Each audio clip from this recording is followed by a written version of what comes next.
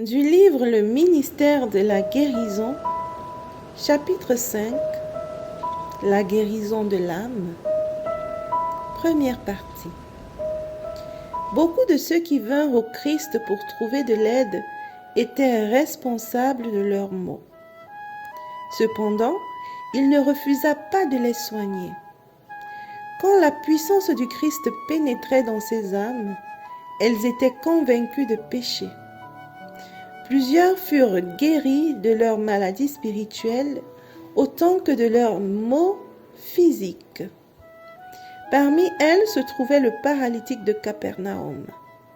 Comme le lépreux, ce paralytique avait perdu tout espoir de guérison. Sa maladie était le résultat d'une vie de péché et le remords venait aggraver ses souffrances. En vain avait-il fait appel aux pharisiens et aux médecins pour obtenir un soulagement. Il l'avait déclaré incurable.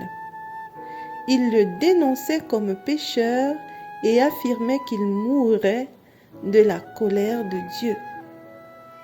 L'infirme avait sombré dans le désespoir. C'est alors qu'il entendit parler de l'œuvre de Jésus. D'autres, aussi pécheurs et aussi désespérés que lui, avait été guéri. Cela l'encouragea à croire que lui aussi pourrait être guéri s'il était transporté jusqu'au Sauveur. Son espoir s'évanouit quand il se souvint de la cause de sa maladie, mais il ne pouvait rejeter la possibilité de guérison. Il désirait surtout être délivré du fardeau du péché. Il désirait profondément voir Jésus obtenir l'assurance du pardon et faire la paix avec les cieux.